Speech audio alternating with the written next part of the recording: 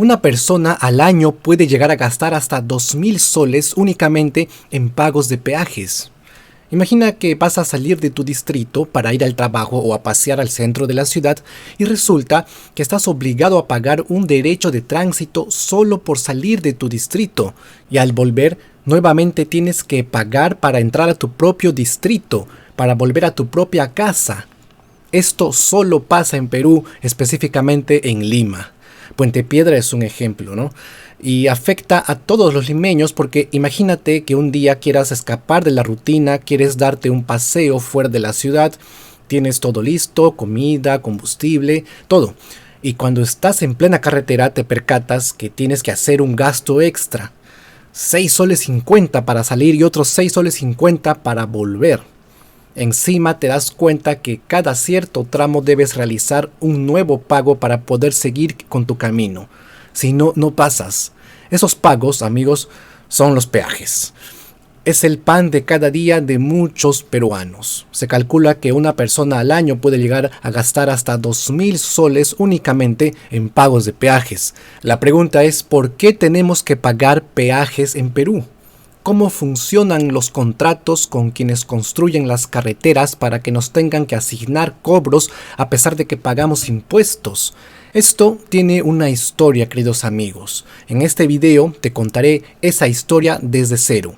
¿Sabías que Odebrecht tiene mucho que ver con esto? ¿Será posible podernos deshacer del molesto pago? Acompáñame a desglosar punto por punto esta problemática. Muy buenas, amantes de la cultura, y perdón por no saludarlos antes. Un peaje es un derecho de tránsito que se paga para poder cruzar una zona, un puente o para poder circular por un camino. El pago del peaje puede ser administrado por el Estado o por empresas privadas. Los primeros peajes en el Perú se instalaron a mediados de los años 60 y su principal objetivo era poder dar mantenimiento a las carreteras peruanas de manera periódica. Antes las carreteras pertenecían a la Red Vial Nacional, proyecto que era manejado por el Ministerio de Transportes y Comunicaciones. Los peajes se instalaron en las carreteras con más concentración de tráfico, como lo es la carretera Panamericana, por poner un ejemplo.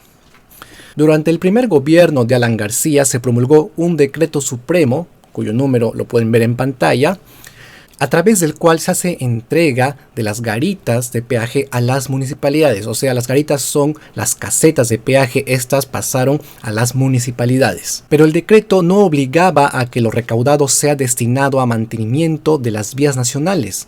Como consecuencia de esto, el MTC perdió dinero, se descuidaron las carreteras y se deterioraron rápidamente. En los años 90, el país tuvo que endeudarse para rehabilitar y asfaltar las carreteras, ya que solo el 25% de las redes viales se encontraban pavimentadas.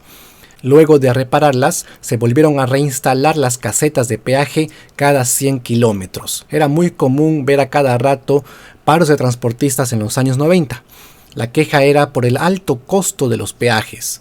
El gobierno intentó reducirlo, pero luego los volvió a subir de manera progresiva porque no se podía cubrir el mantenimiento de las pistas. A finales del año 2000 estallaron los Vladivideos. ¿Y qué tiene que ver? Pues tiene mucho que ver. ¿Recuerdan el primer Vladivideo? En él aparecen Montesinos y Alex Curi hablando del negocio de los peajes. En ese entonces, Curi era alcalde del Callao y había declarado en estado de emergencia la vía expresa del Callao con el pretexto de convocar a un concurso público para adjudicar obras. De esta manera, Curi le otorga la concesión de la vía expresa del Callao a la empresa argentina Convial. Como era de suponerse, se descubrió tiempo después que hubo una serie de irregularidades en el proceso de selección de la empresa. Curi fue hallado culpable de colusión agravada por haber favorecido a Convial con aproximadamente 32 millones de dólares en contratos y adendas. El contrato original del proyecto decía que la empresa debía invertir 45 millones de dólares, pero luego se supo que Convial solo invirtió 8 millones y además recaudaron en peajes por lo menos 12.5 millones de dólares. Con razón, Curi le comentaba a Montesinos que los peajes eran un gran negocio.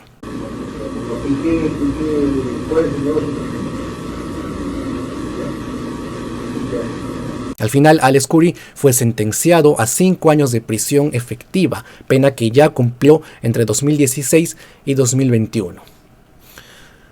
Desde que salió el destape de la red de corrupción creada por Odebrecht, se comenzó a mirar con lupa a las anteriores gestiones de los gobiernos de expresidentes y alcaldes. Allí se supo que la empresa brasileña OAS también estaba involucrada con un exalcalde de Lima.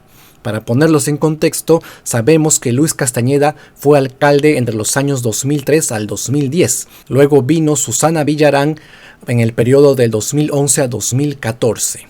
Y luego Castañeda vuelve a ser alcalde de Lima en el periodo 2015-2018. Quien estableció relaciones con OAS desde su primera gestión fue Castañeda. En un determinado momento, OAS reclamó por la demora de la municipalidad en la expropiación de terrenos porque retrasaba la obra.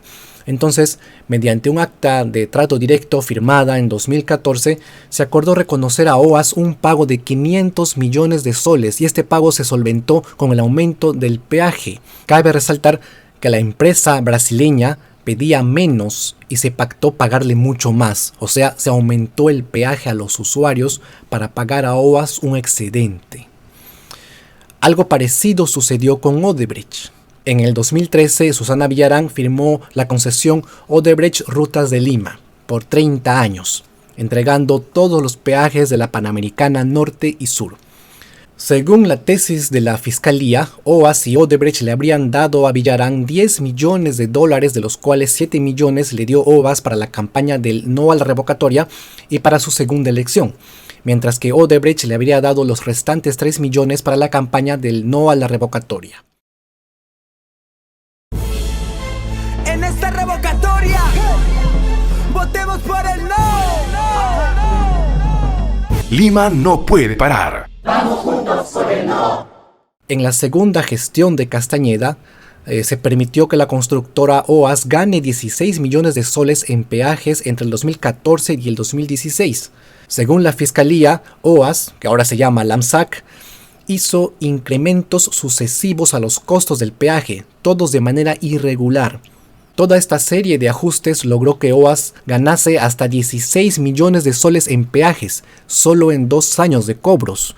Según la tesis de la fiscal a cargo, Castañeda le habría entregado los peajes a la constructora OAS a cambio del aporte de $480,000 para su campaña municipal del 2014. En el 2019, durante la gestión de Jorge Muñoz, se acudió a los arbitrajes internacionales para solicitar la nulidad del contrato, pero se requerían 3.700 millones de soles para indemnizar a la empresa Rutas de Lima.